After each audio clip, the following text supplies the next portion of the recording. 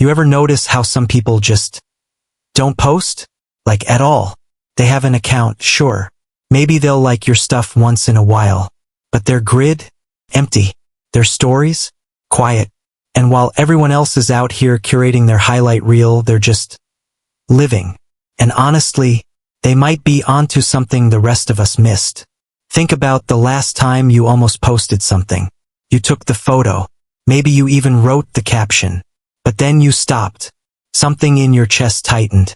You started wondering if it was good enough, interesting enough, if people would care.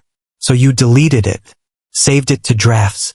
Told yourself maybe later. That hesitation? That's your brain trying to protect you.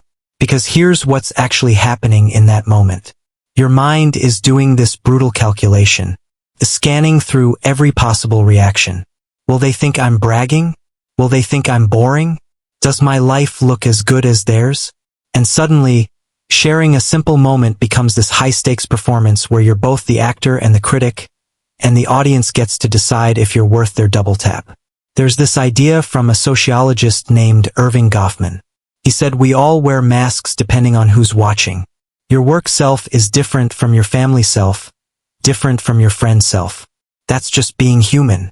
But social media took that natural thing and turned it into a 24/7 stage where the audience never leaves, never forgets, and never stops judging. One weird caption from 2019? Still there. One bad angle? Screenshotted. The performance never ends, and the archive never closes. So the people who don't post? They just opted out of the show. Now here's something that'll surprise you. Research shows that between 30 and 40% of people on social media are what's called lurkers. They scroll, they watch, they consume, but they never share. And I know that word sounds strange, like they're creeping in the shadows. But a study in Frontiers in Psychology found something really interesting. It's not laziness. It's not even shyness. It's exhaustion. When you mix the pressure to post with the fear of being judged, your brain starts to short-circuit. Constantly comparing yourself to others while worrying about privacy and dealing with outside pressure creates this emotional fatigue. It's like running on a treadmill that keeps speeding up. Eventually, you just step off. You keep watching, but you stop performing. And that's not weakness. That's survival. Because comparison isn't just unhelpful. It's toxic. Everyone's showing their best angle, their best day, their best version of a life that doesn't actually exist in that polished form. And you're sitting there on a random Wednesday afternoon, haven't showered yet, wondering why your life doesn't look like that. It's not a fair fight. It never was. Here's something psychologists found.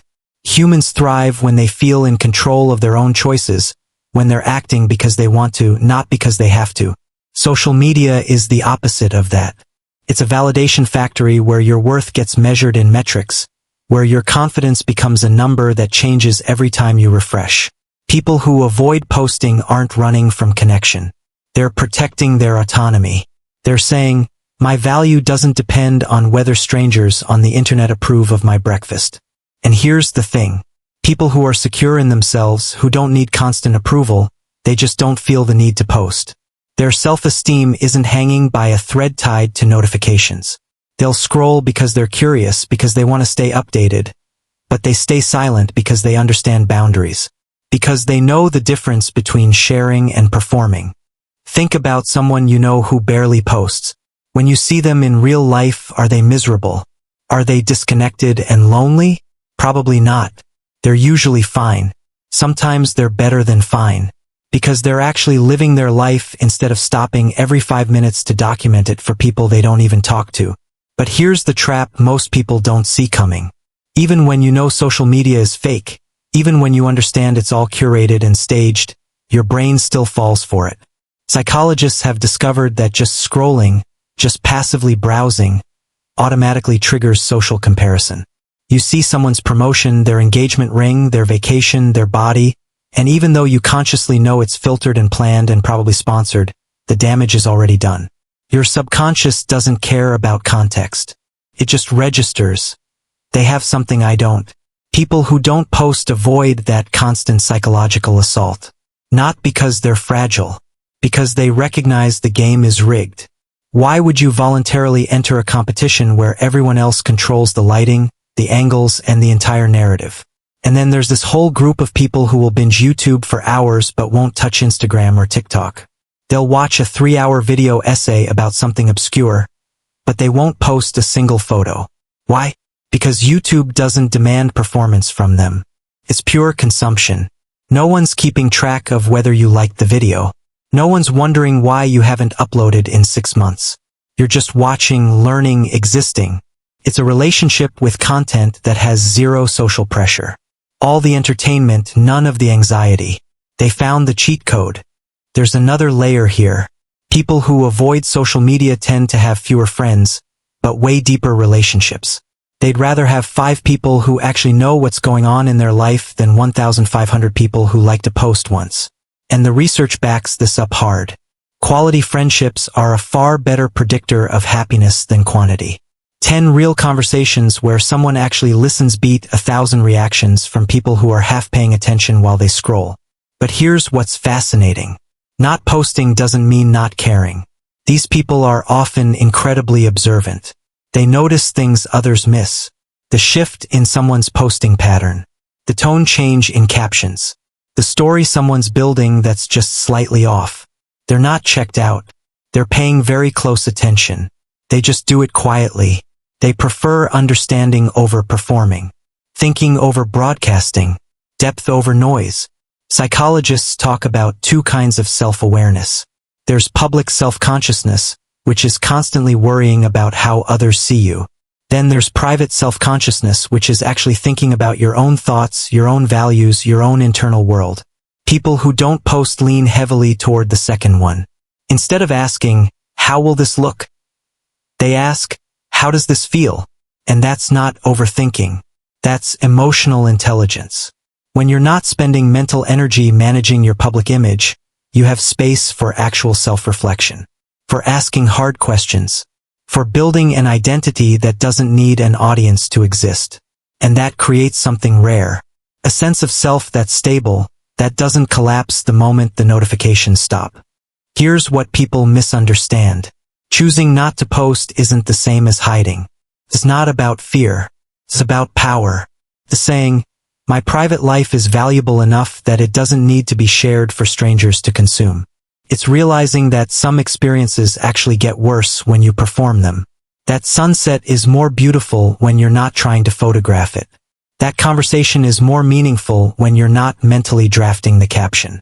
That achievement is more satisfying when it's just yours, when it doesn't need to be validated by people who don't even know your middle name. Researchers have found that people who rarely post often show higher levels of self-awareness and emotional stability. They're less affected by the constant ups and downs that come from tying your worth to likes and comments. They're not playing the short game of instant validation. They're playing the long game of actual self-respect. But here's the paradox nobody talks about. The same traits that make you avoid social media, things like autonomy, self-reflection, security, are exactly what social media claims to offer you. Connection, community, self-expression. Social media promised to bring us closer together. Instead, it created this performance economy where being real became the rarest commodity, where silence became suspicious, where not posting became stranger than posting 3 times a day about nothing.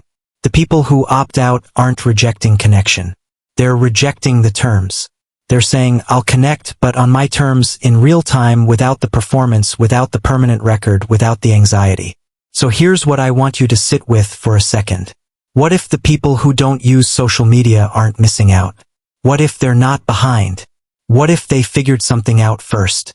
What if choosing privacy over posts, depth over followers, presence over performance isn't antisocial at all? What if it's the most radical form of self-respect you can practice right now? Because at the end of everything, nobody lying on their deathbed wishes they'd posted more. But a lot of people wish they'd lived more. Wish they'd been present more. Wish they'd stopped performing and started actually experiencing. The quiet ones aren't hiding in the shadows. They're living in the light, in the parts of life where cameras can't reach and metrics don't matter. If this made you feel seen, subscribe. This channel exists to make sense of human behavior without the fluff, and I'd love to have you here for the next one.